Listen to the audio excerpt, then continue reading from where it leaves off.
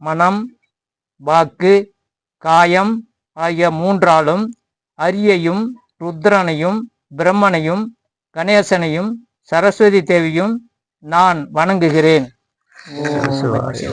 சுவாமி சிரிஷ்ட முனிவரே, இந்த உலகில் பிறப்பும் இறப்பும் மாறி மாறி நிகழ்ந்து கொண்டிருக்கின்றன. மனிதர்கள் இவ்வுலகில் பிறந்து வாழ்ந்து வாழ்வின் அனுபவங்களை எல்லாம் பெற்று இறுதியில் மரணம் அடைகின்றனர். அவர்களில் சில உயிர்கள் சொர்க்கத்திற்கு செல்வதாகவும் சில உயிர்கள் மரணத்திற்கு பிறகு யமனின் விசாரணை மற்றும் தண்டனைகளுக்கு பிறகு வேறு உடலை அடைவதாகவும் சில உயிர்கள் நரகத்திற்கு செல்வதாகவும் சில உயிர்கள் பூத பிரேத பிசாசுகளாய் அலைந்து திரிவதாகவும் சில முனிவர்கள் கூறுகின்றனர். இதில் எது உண்மை? மனித உயிர்கள் மரணத்திற்கு பிறகு சொர்க்கத்திற்கும் நரகத்திற்கும் செல்ல வேண்டிய காரணம் யாது? மற்றும் மனிதன் உலகில் வாழ்கின்ற காலத்தில் தீராத நோய்கள் உண்டாவதன் காரணம் யாது? பூத பிரேத பிசாசு ஜென்மங்கள் ஏன் தோன்றுகின்றன? அவை எப்போது தீரும்? உயிர்கள் மரணத்திற்கு பிறகு மீண்டும் இந்த உலகில் பிறவாதபடி முக்தி வேற்றை அடையும் பாக்கியம் எப்போது கிடைக்கும்? இத்தகைய ஐயங்கள் எங்கள் மனதில் எப்போதும் எழும்பி அடங்குகின்றன. இவற்றை எல்லாம் எங்களுக்கு புரியும் வகையில் தாங்கள் தெளிவாக விளக்கி சொல்ல வேண்டும் ஐயா. அகில உலகினையும் காத்து ரட்சிக்கும் ஸ்ரீமன்ன நாராயணன் திருவாய் மலர்ந்து அருளிய அனைத்தையும் பறவைகளின் அரசனான கருடன் மிக்க சிரத்தையுடன் கவனித்து கேட்டுக்கொண்டிருக்கிறார். கேட்கறத கருடம் இப்ப சொல்ல சொல்ல கருடம் இந்த கேள்விக்கு பதில் சொல்றத சிறந்தாழ்த்தி கேட்டுக்கொண்டிருக்கிறார். காதல கேட்டுக்கொண்டு பணிவோட கேட்டுக்கிட்டு இருக்கிறார். வாசுதேவனான வைகுண்டநாதன் கருடனை நோக்கி, என் அடியவரில் சிறந்தவனே, நான் இதுவரை மனிதனின் ஆசைகளை பற்றியும் அதனால் விளையும் பலன்களை பற்றியும் எடுத்து கூறினேன். தொடர்ந்து நான் கூறுவதை கவனமாக கேட்பாயாக. கருடா, இவ்வுலகில் 84 லட்ச வகை உயிரினங்கள் காணப்படுகின்றன. அவை அண்டசம் முட்டையில் இருந்து பிறப்பவை, ஸ்வேதசம் வியர்வையில் பிறக்கும் வண்டு போன்றவை, பிசாசம் விதையிலிருந்து பிறப்பவை, சருஷா சராசுஷா கற்பையிலிருந்து ஈன்றெடுப்பவை என்ற 4 வகை உள்ளன. முட்டையிலிருந்து பிறக்கும் அண்டசம் என்னும் வகையில் 21 லட்சம் பறவைகள் தோன்றியுள்ளன. வியர்வையில் தோன்றும் பிசாசம் என்னும் வகையில் கொசு, வண்டு உள்ளிட்ட 21 லட்சம் உயிரினங்கள் தோன்றியுள்ளன. விதையிலிருந்து தோன்றும் உட்பிசாசம் என்னும் வகையில் 21 லட்சம் மரம், செடி, கொடி வகைகள் தோன்றியுள்ளன. கற்பையிலிருந்து ஈன்றெடுக்கும் சராயு சசம் என்னும் வகையில் 21 லட்சம் மனிதர்கள் முதலானவர்கள் தோன்றியுள்ளனர். கருடா, மேற்சொன்ன பிறவிகள் அனைத்திலும் மானுட பிறவி கிடைப்பது என்பது அரிதிலும் அரிது. பிற 3 வகை உயிரினங்கள் மனிதனாக பிறப்பது என்பது மிகவும் கடினம்.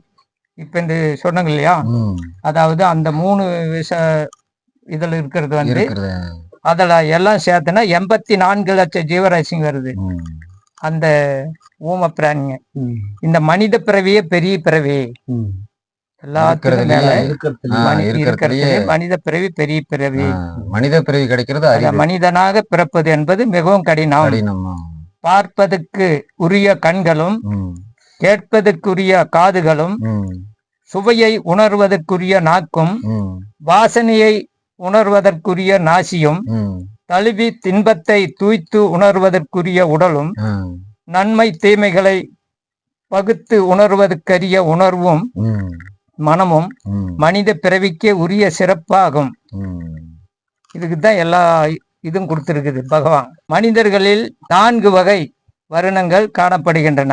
அவை பிராமணர், சத்திரியர், வைசியர், சூத்திரர் என்பன. இந்த 4 வகை தான் அப்ப பகவான் சிருஷ்டி பண்ணது. ஆடைகளை சலவை செய்யும் சலவைக்காரர், தோல் பொருட்களை உருவாக்குபவர், நாட்டியம் ஆடுவதை தொழிலாக கொண்டவர், படகினை செலுத்தி வாழ்பவர், கம்மாளர், வேடர் ஆகியோர் சூஸ்தரருக்கும் அடுத்த நிலையில் இருப்பவர் ஆவார். உண்ணுதல், உறங்குதல், அச்சம், கோபம், புணர்ச்சி என்னும் குண அதிசயங்கள் எல்லா உயிரினங்களுக்கும் பொதுவானவையே. ஆனால் பகுத்து உணரும் ஞானம் என்பது அவ்வாறல்ல. அது குலத்திற்கு அப்பாற்பட்டது. உயிரினங்கள் உடல்களை பொறுத்தவரை ஒரு கால் உயிரினங்கள், இரு கால் கொண்ட உயிரினங்கள் முதலிய 10 வகை பேதங்கள் உயிர்களில் காணப்படுகின்றன. கிருஷ்ணசாரம் என்னும் புள்ளிமான்கள் எந்த பூமியில் வசிக்கின்றனவோ அந்த நிலமே தர்ம தேசம் என்னும் புண்ணிய பூமியாகும். இப்ப நம்ம பூலோகத்துல தான் மான், மயில் அதிகமா இருக்கிறது. இதே புண்ணிய பூமி, மங்கள பூமின்னு சொல்றது. இப்ப இதுதான் கருடம் போய் 3 லோகத்தையும் சுத்தி பார்க்கும்போது எல்லாத்த விட நம்ம பூலோகம்தான் அவ்வளோ ஒரு அற்புதமா இருந்துச்சான். அதுதான் சொல்றாப்படி. பகவான்கிட்ட போய் ஹரி ஹரி ஸ்ரீமன்ன நாராயணா 3 லோகத்தையும் சுத்தி பார்த்தான். ஆனா இந்த பூலோகத்துல வசிக்கிற மானிடரை பார்த்தா அவ்வளோ ஒரு இன்பமா இருக்குது. ஆனா அந்த பூமி இருக்கிற புண்ணிய பூமி இருக்கிறதுக்கு ஜனங்க புரிஞ்சு நடந்துக்கிட்டா அது போல தெய்வலோகம் கூட இருக்காது. அந்த பூமியில் வசிக்கின்றனவோ அந்த நிலமே தர்ம தேசம் என்னும் புண்ணிய பூமியாகும். இப்ப புண்ணிய பூமி தான் தேவர்கள், முனிவர்கள், பித்ருக்கள், நற்குணம் கொண்டவர்கள் வசிக்கிறார்கள். அந்த புண்ணிய பூமியிலேயே உண்மையும் கல்வியும் நிலைத்து இருக்கின்றன. இங்கதான் எல்லாமே இருக்குது. கருடா, பூத பிரேத பிசாசங்களுக்கு ஸ்துலா உடல் இல்லை. அவற்றுக்கு ஆவி உருவம் மட்டுமே உண்டு. அதாவது ஆத்மா. அதுதான் உயிர் கட்டையை விட்டு, மனிதனோட கட்டையை விட்டு உயிர் போயின உடனே அது ஒளி வடிவில போய் ஆத்மாங்கிறது. அதுதான் ஆத்மா. அதுக்கு உடல் இல்லை, உருவம் கிடையாது. அவற்றுக்கு ஆவி உருவம் மட்டுமே உண்டு. அவர்களோடு ஒப்பிடுகையில் ஸ்துலா தேகம் பெற்ற ஜீவர்கள் சிறந்தவர்களே. பூச்சி பச்சி பிறவிகளை நோக்கும் போது உயிரினங்களில் விலங்குகள் ஒரு அளவு சிறந்தவை. அவற்றில் குரங்கு போன்ற புத்திசாலி விலங்குகள் இன்னும் சிறந்தவை. அவற்றிலும் சிறந்த பகுத்தறிவை கொண்ட மனிதன் சிறந்தவனே. மனிதரில் பிராமணர் சிறந்தவர். அப்பிராமணரில் லௌகிக வாழ்க்கையை மேற்கொண்டு உலக அயாத வாழ்வில் கழித்திராமல் வேத உபநிஷ்டதைகளை கற்று உணர்ந்த வேதியர்கள் சிறந்தவர்கள். அவர்களை விட வேதங்கள் கூறும் வழியில் நின்று வாழ்பவர்கள் சிறந்தவர்கள். அவர்களை விட பிரம்ம ஞானத்தை உணர்ந்து அதனை பிறருக்கு அறிவுறுத்துபவர்களாகிய பிரம்மவாதி என்பவர்கள் சிறந்தவர்கள். பறவைகளில் சிறந்தவனே, பல கோடி பிறவிகள் எடுத்த பின்பே ஒருவருக்கு சுவர்க்கத்தை அடையும் பாக்கியமும் மோட்சத்தை அடையும் பாக்கியமும் கிடைக்கும். என்னது? பல கோடி பிறவி எடுக்கணுமா? அப்பதான் புண்ணியத்துக்கு போறதுக்கும் சொர்க்கத்துக்கு போறதுக்கும் கிடைக்கும். அன்னம் மட்டும் கிடைக்காது. எடுத்த பின்பே ஒருவருக்கு சுவர்க்கத்தை அடையும் பாக்கியமும் மோட்சத்தை அடையும் பாக்கியமும் கிடைக்கும். அத்தகைய சிறப்புடைய சுவர்க்கத்தையும் மோட்சத்தையும் அடைவதற்கு மனித பிறவியே பொருத்தமான கருவியாக இருக்கிறது. அத்தகைய சிறப்பு வாய்ந்த மானுட பிறவியை பெற்றும் நல் உலகத்திற்கு அழைத்து செல்லும் நற்செயல்களை செய்யாமல் நரகத்திற்கு இழுத்து செல்லும்படியான தீய செயல்களை புரிந்து அடைவதற்கறியா மானுட பிறவியை பலர் வீணாக்கி கொண்டிருக்கிறார்கள்.